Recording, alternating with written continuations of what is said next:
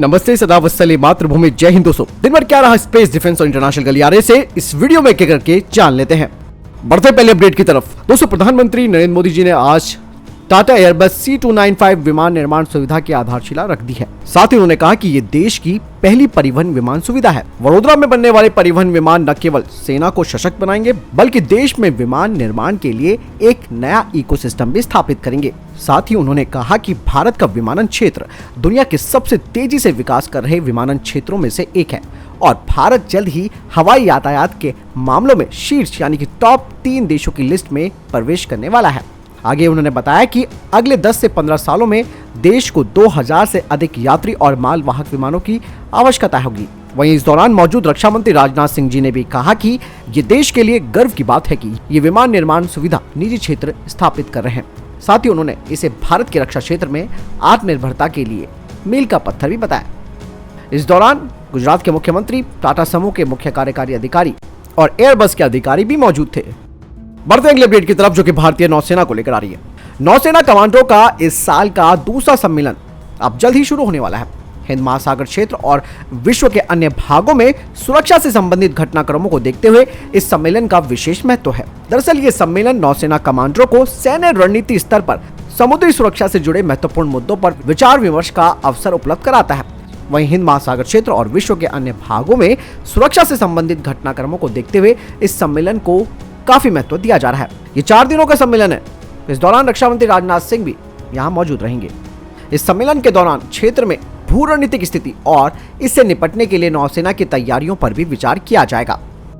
बढ़ते अगली अपडेट की तरफ, जो कि भारतीय नौसेना से ही आ रही है। दरअसल दोस्तों, भारतीय नौसेना ने सोवियत काल के IL-38 विमान, जिसे कि समुद्री गश्ती विमान कहा जाता है, उसे 2023 के अंत तक भारतीय नौसेना से पूरी तरीके से रिटायर कर दिया जाएगा। और आपको मैं बताना चाहूंगा कि भारतीय नौसेना पहले ही 3 IL-38 विमानों को रिटायर कर चुकी है और इन विमानों की जगह ले रहे हैं आधुनिक P-8I विमान, जिन्हें भारतीय नौसेना पहले से ही ऑपरेट कर रही है। दरअसल इन IL-38 समुद्री गश्ती विमानों को उनकी 46 वर्ष की सेवा देने के बाद रिटायर किया जा रहा है। भारतीय नौसेना 12 अमेरिकी समुद्री गश्ती और टोही विमानों का संचालन कर रही है और अब अपनी आवश्यकताओं को देखते हुए 4 और खरीदने पर जोर दिया जा रहा है। बढ़ते अगले अपडेट की तरफ, जो कि भारतीय नौसेना के TEDBF प्रोग्राम को लेकर आ रही है। दोस्तों, भारतीय नौसेना का TEDBF प्रोग्राम अगले 5 महीनों में एक मील का पत्थर हासिल कर लेगा, क्योंकि एरोनॉटिकल डेवलपमेंट एजेंसी अब TEDBF का प्रीलिमिनरी डिजाइन रिव्यू को मार्च 2023 तक सौंप देगी।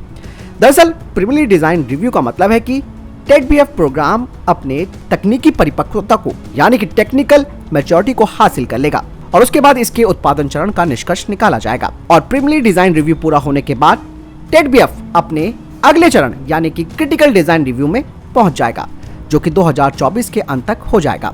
हालांकि किसी भी तरीके से कोई देरी ना हो इस प्रोग्राम के लिए, ऐसे में aeronautical development agency cabinet committee on security से 2023 की शुरुआत में ही या फिर मध्य तक आप कह सकते हैं अप्रूवल ले लेगी, जो कि क्रिटिकल डिजाइन रिव्यू से पहले हो जाएगा।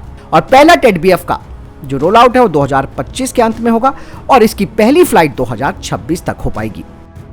बढ़ते हैं अगली अपडेट की तरफ, जो कि AMCA प्रोग्राम को लेकर आ रही है।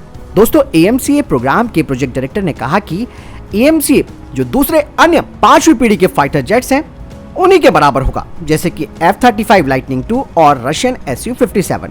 साथ ही उन्होंने कहा कि AMCA Mark 1 में 75 यानी कि 75% स्वदेशी सामग्री का इस्तेमाल किया जाएगा, जिसे कि 90% तक बढ़ाया जाएगा AMCA Mark 2 के लिए। वहीं कहा जा रहा है कि 2023 की शुरुआत में aeronautical development agency AMCA program के लिए 15,000 करोड़ रुपए की फंडिंग भी CCS से अप्रूवल करा देगी, यानी कि कैबिनेट कमेटी ऑन सिक्योरिटी से। यानी इसके अलावा एक सेपरेट फंडिंग होगी 120 किलोन्यूटन थ्रस्ट क्लास के इंजन के लिए, जो कि AMCA Mark 2 प्रोग्राम के लिए बनेगा, जिसे कि DRDO विदेशी इंजन निर्माता के साथ मिलकर बनाएगा। बढ़ते हैं अगली अपडेट की तरफ। दोस्तों, प्राइवेट सेक्टर की फर्म JSR डायनेमिक्स ने म्यूनिशन इंडिया लिमिटेड के साथ एक मेमोरेंडम ऑफ अंडरस्टैंडिंग पर साइन किया है, जिसके तहत वे दोनों ही मिलकर को प्रोडक्शन करेंगे भारतीय आर्म फोर्सेस के लिए भी और अंतर्राष्ट्रीय बाजार में आपूर्ति के लिए। आपको मैं बताना चाहूंगा कि JSR डायनेमिक्स को म्यूनिशन इंडिया की तरफ से पहले ही अनुमति मिल चुकी है कि वे अपने जो प्रोडक्ट्स हैं उन्हें म्यांमार को बेच सकते हैं। वहीं दूसरी तरफ JSR डायनेमिक्स 324 मिलीमीटर के गाइडेड रॉकेट की एडवांस स्टेज पर पहुंच चुका है, जिसकी रेंज 300 किलोमीटर होगी। और इस कंपनी ने पहले ही इकोनॉमिक एक्सप्लोजिव लिमिटेड के साथ भी एक MOU साइन किया है, वॉरहेड्स के निर्माण के लिए। बढ़ते हैं अगली अपडेट की तरफ। दोस्तों, भारत की ड्रोन निर्माता कंपनी जॉनेट टेक्नोलॉजी ने एक high altitude long endurance unmanned combat aerial vehicle को तैयार करना शुरू कर दिया है, जिसका नाम है JF5 हेल UCAV। ये एक बड़े क्षेत्र की सर्विलांसिंग कर सकता है, साथ ही टाइम सेंसिटिव स्ट्राइक मिशन भी कर सकता है, जिसे कि जमीन और समुद्र में किया जा सकता है। यही नहीं, ये और भी जो कठिन और चुनौतीपूर्ण मिलिट्री मिशन होते हैं उन्हें भी कर सकता है। दोस्तों, JF5 का विंग स्पैन 22 मीटर का होगा, इसका वजन 5600 किलोग्राम का होगा और ये अपने साथ इलेक्ट्रो ऑप्टिक पेलोड भी ले जा सकता है, साथ ही कम्युनिकेशन, इंटेलिजेंस और इलेक्ट्रॉनिक इंटेलिजेंस सेंसर्स भी ले जा सकता है। इसे टर्बो प्रॉप इंजन के द्वारा पावर मिलेगी और इसका मैक्सिमम फ्लाइट एल्टीट्यूड होगा 40,000 फीट का और इसकी ऑपरेशनल रेंज होगी 8,500 किलोमीटर की। बढ़ते हैं अपडेट की तरफ। दोस्तों, महिंद्रा डिफेंस सिस्टम लिमिटेड ने अपने 4x4 लाइट स्पेशलिस्ट व्हीकल को तैयार किया है 120 mm के मोटार्स के साथ और ये दुनिया का सबसे हल्का मोटार कैरियर सिस्टम होगा, जो कि हाई मोबिलिटी क्षमता के साथ होगा और इससे जो हमारी फाइटिंग यूनिट्स हैं उनके ऑपरेशन में काफी तेजी आएगी। और इसमें इलेक्ट्रोमैकेनिकल एमिंग सिस्टम लगा होगा और ये वाहन मोटार्स को डिप्लॉय कर सकता है और 30 सेकंड में अपने टारगेट पर हिट कर सकता है और ये 5 सेकंड में ऑटोमेटिकली रीएम भी हो सकता है। बढ़ते हैं अगली अपडेट की तरफ। भारत की ड्रोन निर्माता एंड्योर एयर ने अपने Neerav hybrid vertical take off and landing UAV को प्रदर्शित किया है दुबई हेली शो 2022 में। नीरव UAV को खासतौर पर लॉजिस्टिक्स और डिलीवरी एप्लीकेशन के लिए बनाया गया है। इसकी स्पीड 120 किलोमीटर प्रति घंटा है, रेंज है 35 किलोमीटर की और ये 7 किलोग्राम का पेलोड ले जा सकता है। साथ ही ये आवाज भी काफी कम करता है और इसे रनवे कैटापल्ट्स और पैराशूट की जरूरत नहीं होती है, जिससे कि इसके ऑपरेशन में फ्लेक्सिबिलिटी आती है। बढ़ते हैं अपडेट की तरफ, जो कि ITBP को लेकर आ रही है।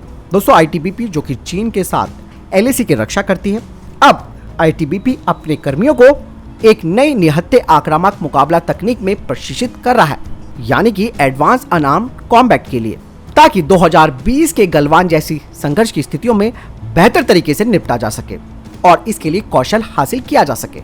और इस प्रशिक्षण मॉड्यूल में जूडो, कराटे और क्रावा मागा जैसी जो विभिन्न मार्शल आर्ट तकनीकें हैं उन्हें सिखाया जा रहा है, जिसमें कि 15 से 20 अलग अलग युद्धाभ्यास शामिल है, जिसमें कि punching, kicking, throwing, joint lock और पिनिंग डाउन जैसी चीजें शामिल है।